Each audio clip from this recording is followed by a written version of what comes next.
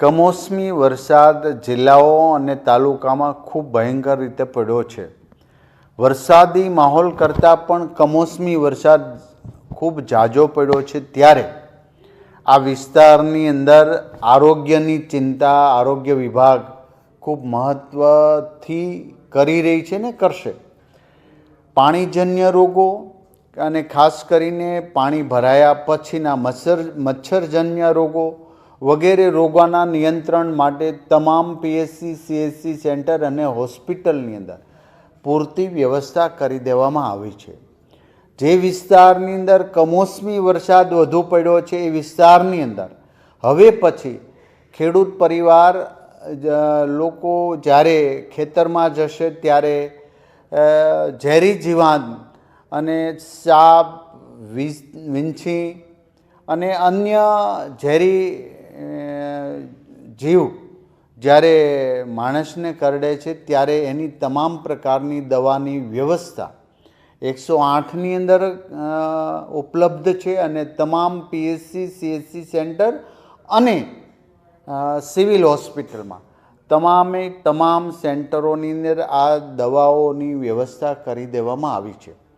સાથે સાથે એક વિનંતી એ છે કે આવા ઝેરી સાપ વગેરે કંઈ કરડે તો અંધશ્રદ્ધા કે દોરો બાંધો કે કોઈ ભૂવા બરાડી પાસેથી જઈ અને ઝેર ઉતારવા વગેરેનો પ્રયાસ કરીને અંતે ઘરના મોભીનું મૃત્યુ થતું હોય છે.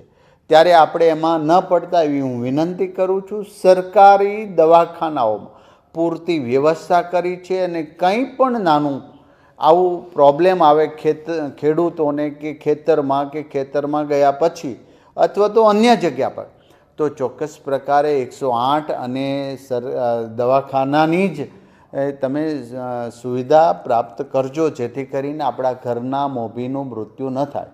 આવનારા સમયની અંદર પાણીજન્ય રોગો, મચ્છરજન્ય રોગો અને ઝેરી સાપ વીંછી વગેરે કરડવાથી એક પણ વ્યક્તિનું મૃત્યુ ન થાય એ માટે આરોગ્ય વિભાગ સતત સતર્ક છે. આજની મિટિંગની અંદર તમામ અધિકારીઓ સચિવથી લઈને હાજર રહ્યા હતા. ગુજરાતની તમામ આરોગ્ય સેવા સંભાળતી સરકારી સંસ્થાઓને પણ આજે સૂચના આપી દેવામાં આવી છે. એક પણ સેન્ટરની અંદર કોઈ પણ પ્રકારની દવા ઘટતી નથી અને ઘટે નહીં અને અગાઉથી પુરવઠો પ્રાપ્ત થઈ રહે હેતુથી આજની મિટિંગ અમે સંપન્ન કરવામાં આવી છે.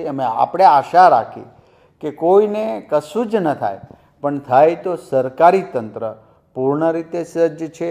કોઈ પણ પ્રકારની ક્ષતિ કે ઉણપ કે દવા ઘટ એવું કોઈ સેન્ટરની અંદર નથી, જેની આજની મિટિંગની અંદર ગંભીરતા લઈ ફરી વખત તમામ સેન્ટરોમાં તપાસ કરી અને સૂચના આપી દેવામાં આવી છે.